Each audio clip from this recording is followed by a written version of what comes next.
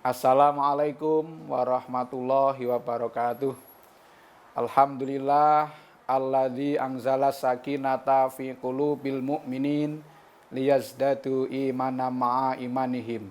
Asyhadu alla ilaha illallah wahdahu la syarikalah al malikul haqqul mubin wa asyhadu anna muhammadan abdu wa rasuluh arsalahu rahmatan lil alamin.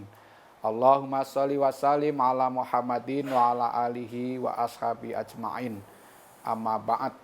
Pemirsa Kalam Ramadan yang berbahagia, pada kesempatan ini saya akan menyampaikan kriteria orang-orang yang beruntung, kriteria orang-orang yang sukses menurut Al-Quran.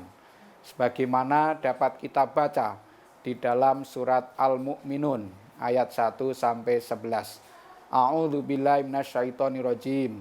Qad aflahal mu'minun alladzina hum fi sholatihim khashi'un walladzina hum 'anil lagwi mu'ridun walladzina hum lizzakati fa'ilun walladzina hum li furujihim hafidun illa ala azwajihim aw ma malakat aymanuhum fa innahum ghairu malumin.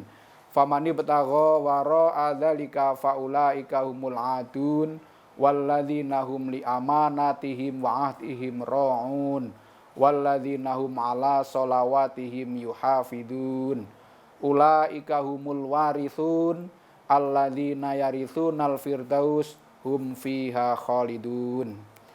Yang artinya sungguh akan berhasil, sungguh pasti sukses orang-orang mukmin ini. Dalam ayat ini, dari sisi bahasa, sangat menarik karena ketika menyebut orang yang sukses, itu Allah SWT menggunakan bentuk jamak, al-mu'minun.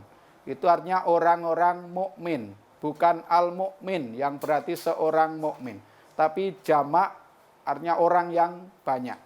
Artinya dalam khasanah Islam yang dimaksud orang sukses, orang berhasil, orang beruntung itu membutuhkan orang lain. Untuk bisa sukses itu butuh orang lain. Bahkan saya kemudian menyebut kesuksesan itu pasti dari, oleh, dan bersama orang lain. Sehebat apapun seseorang, misalnya orang itu sangat cerdas, sangat kaya, tetapi kalau dia hanya hidup seorang diri, dia hanya berdiri di rumah, tidak pernah bergaul dengan orang lain, maka kehidupannya itu menjadi tidak bermakna. Dan karena tidak bermakna, maka dia tidak bisa disebut sebagai orang yang sukses. Hal ini sejalan dengan sabda Rasulullah SAW, khairun nas anfa'uhum linnas. Sebaik-baik manusia adalah yang paling bermanfaat bagi manusia yang lainnya. Sehingga tidak ada dalam Islam itu orang yang sukses tetapi hanya untuk dirinya. Bahkan dia bisa sukses, bisa hebat, itu kan tetap membutuhkan peran orang lain. Nah, kriteria tanda mukmin yang sukses itu, yang pertama adalah alladzina hum fi sholatihim khashi'un. Orang-orang yang khusyuk di dalam sholatnya. Sholat yang khusyuk adalah orang yang menunaikan sholat dengan penuh tunduk, dengan tawadhu, dengan rasa takut dan tunduk kepada Allah Subhanahu wa taala. Nah, untuk bisa membimbing seseorang bisa menjalankan sholat dengan khusyuk itu juga membutuhkan bantuan orang lain, membutuhkan peran orang lain. Sekalipun sekali lagi khusyuk itu adalah urusan pribadi seseorang, tetapi untuk terwujudnya itu membutuhkan dukungan dan bantuan orang lain. Misalnya orang yang sholat di dekat kita itu bau, itu akan mengganggu kekhusyuan kita. Orang yang di dekat kita itu tergesa-gesa, maka itu juga mengganggu kekhusyuan seseorang yang ada di dekatnya. Sehingga ketika orang sudah mendengar iqomah pun, oleh Rasul diperintahkan supaya berjalan dengan pelan-pelan. Sebab ketika dia berjalan dengan tergesa-gesa, dia akan sampai ke masjid dengan ngos-ngosan. Nah, ngos-ngosan di masjid itu mengganggu ketentraman pribadinya, juga bisa mengganggu ketentraman orang lain di dalam sholat itu. Nah, untuk itu sholat khusyuk memang urusan pribadi, tetapi untuk terwujudnya kekhusyuan itu membutuhkan peran orang lain. Itu yang pertama. Jadi tanda orang sukses itu dimulai dari pembentukan pribadi, hubungannya dengan Allah sangat baik, dilakukan dengan penuh tunduk dan takut kepada Allah. Kemudian tanda orang sukses yang kedua adalah orang-orang yang bisa meninggalkan perkara-perkara yang tidak ada gunanya.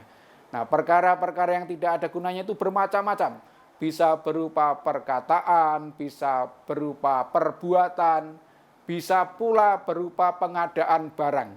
Nah, membeli sesuatu yang tidak perlu, itu termasuk orang yang melakukan sesuatu yang tidak ada gunanya.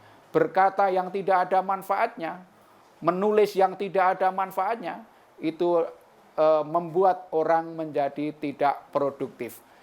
Pemirsa Kalam Ramadan yang berbahagia, tanda paling utama dari orang yang bisa meninggalkan perkara yang tidak ada gunanya, itu ketika orang itu sudah berbahagia, ketika bisa memberikan bantuan kepada orang lain. Orang yang sudah bisa berbahagia ketika bisa memberi. Kalau orang itu bahagia ketika menerima, itu hanya hal yang biasa. Tetapi ketika bahagia saat memberi kepada orang lain, maka itulah tanda utama orang yang bisa meninggalkan perkara yang tidak ada gunanya. Jika demikian, maka dia akan menjadi orang yang produktif, tidak banyak hal yang disia-siakan, baik waktu, perkataan, maupun harta benda.